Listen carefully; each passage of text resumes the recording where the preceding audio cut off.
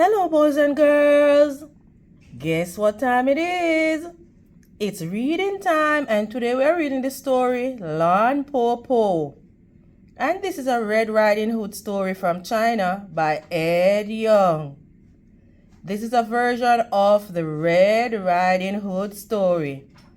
We will be comparing and contrasting events in Lan Po Po and Red Riding Hood.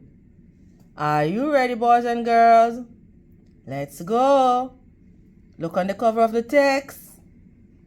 What do you notice? What do you wonder? Good job. Lan Po Po.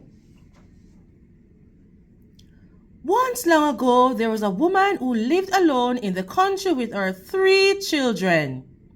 Shang, Tao, and Puz. On the day of their grandmother's birthday, the good mother set off to see her, leaving the 3 children at home. Before she left, she said, "Be good while I'm away, my heart-loving children. I will not return tonight. Remember to close the door tight at sunset and latch it well." What did mother told the children to do, boys and girls? Good job.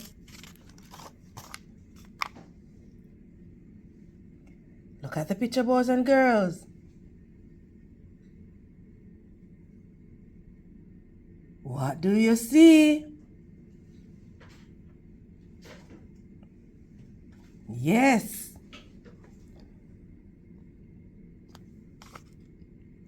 But an old wolf lived nearby and saw the good mother leave. At dusk, disguised as an old woman, he came up to the house of the children and knocked on the door twice. Shang, who was the eldest, said through the latch door, "Who is it?" "My little jewels," said the wolf. "This is your grandmother, your Po Po." "Po Po," Shang said, "our mother has gone to visit you." Do you think the children will let the wolf in, boys and girls? Good job. Look at the picture.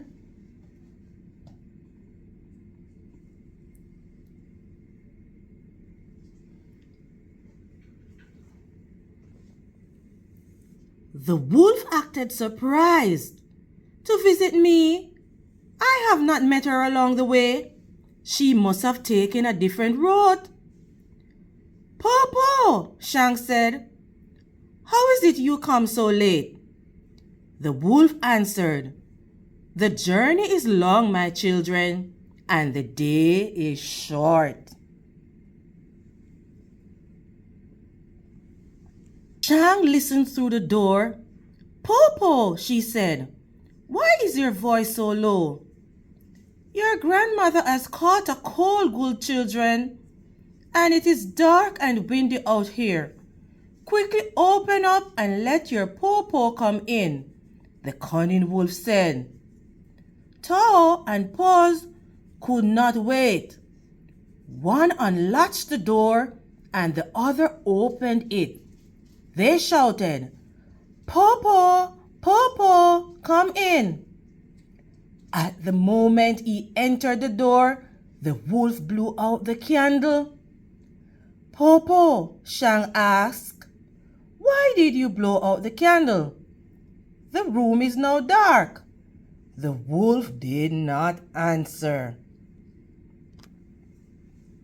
Why do you think the wolf blew out the candle, boys and girls? Good job.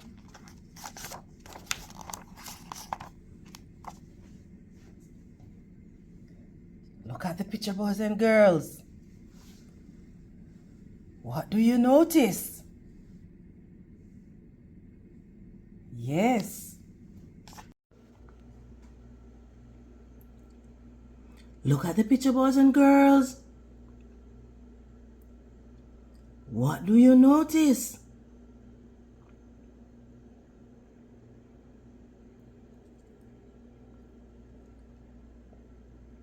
Good job.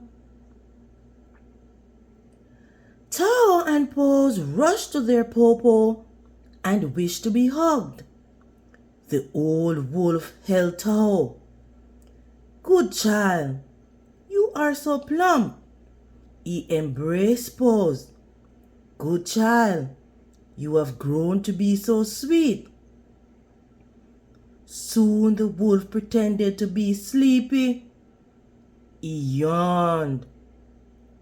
All the chicks are in the coop, he said. Popo is sleepy too. When he climbed into the big bed, Pose climbed in at one end with the wolf, and Shang and Tao climbed in at the other. But when Shang stretched, she touched the wolf's tail. Popo! Popo! Your foot has a bush on it. What do you think is going to happen next, boys and girls?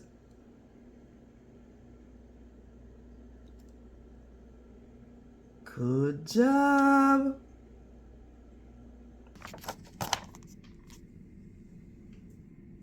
Look at the picture, boys and girls.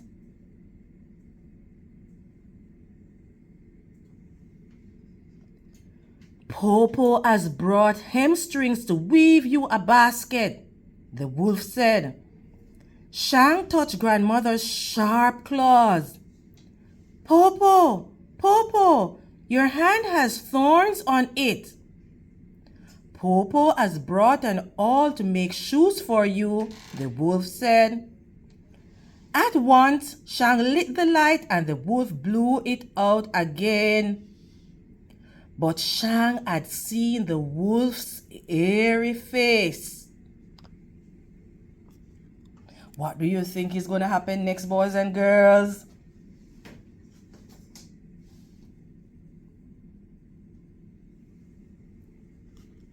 Good job. Popo, Popo, she said, for she was not only the eldest, she was the most clever. You must be hungry. Have you eaten ginkgo nuts? What is ginkgo nuts? The wolf asked. Ginkgo is soft and tender like the skin of a baby. One taste and you will live forever, Shang said. And the nuts grow on the top of the tree just outside the door. The wolf gave a sigh. Oh dear. Popo is old. Her bones have become brittle. No longer can she climb trees. Good, Popo. We can pick some for you, Shang said. The wolf was delighted. What plans do you think the kids have now, boys and girls? Good job. Look at the picture, boys and girls. What do you notice? Yes. Shang jumped out of bed and Tao and Puz came with her to the ginkgo tree. There, Shang told her sisters about the wolf and all three climbed up the tall tree. The wolf waited and waited. Plum Tao did not come back. Sweet Paws did not come back. Shang did not come back. And no one brought any nuts from the ginkgo tree. At last the wolf shouted, "Where are you children?" "Popo," Shang called out. We are on top of the tree eating ginkgo nuts. Good children, the wolf begged. Pluck some for me. But Popo, ginkgo is magic. Only when it is plucked directly from the tree. You must come and pluck it from the tree yourself. Great listening skills, boys and girls. The wolf came outside and paced back and forth under the tree, where he heard the 3 children eating the ginkgo nuts at the top. Oh, Popo, these nuts are so tasty. The skin so tender, Shang said. The wolf's mouth began to water for a taste. Finally, Shang, the eldest and most clever child, said, Popo, Popo, I have a plan. At the door there is a big basket. Behind it is a rope. Tie the rope to the basket, sit in the basket, and throw the other end to me. I can pull you up. What do you think is going to happen next, boys and girls?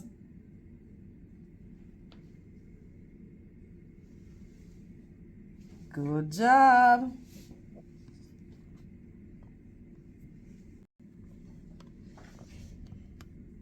Look at the picture, boys and girls. What is happening?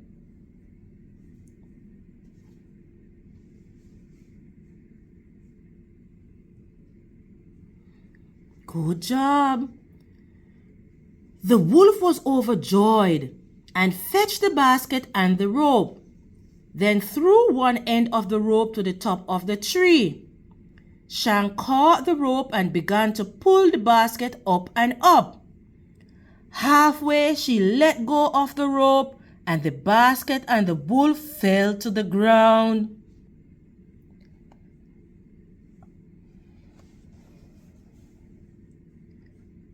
I am so small and weak, Popo, Shang pretended. I could not hold the rope alone. This time I will help, Tao said. Let us do it again.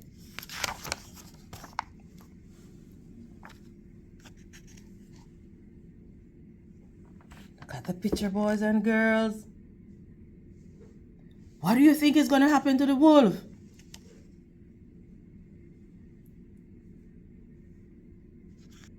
The wolf had only one thought in his mind, to taste a ginkgo nut. He climbed into the basket again. Now Shang and Tao pulled the rope on the basket together, higher and higher. Again they let go, and again the wolf tumbled down, and bumped his head. The wolf was furious. He growled and cursed.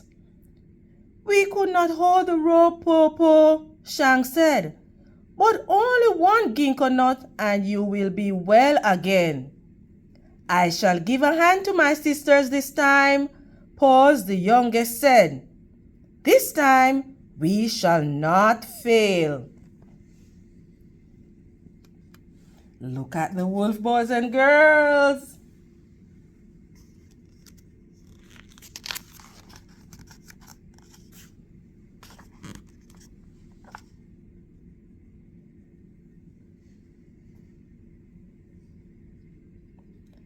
Now the children pull the rope with all of their strength. As they pulled, they sang, hee-oh, hee-oh, and the basket rose straight up, higher than the first time, higher than the second time, higher and higher and higher, until it nearly reached the top of the tree. When the wolf reached out, he could almost touch the highest branch. But at that moment, Shang coughed, and they all let go of the rope, and the basket fell down and down and down. Not only did the wolf bump his head, but he broke his heart to pieces. What happened to the wolf, boys and girls?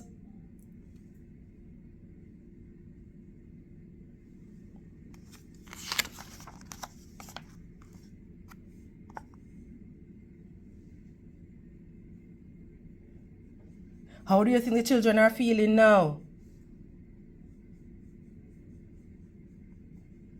Good job. Popo, Shank shouted, but there was no answer. Popo, Taho shouted, but there was no answer.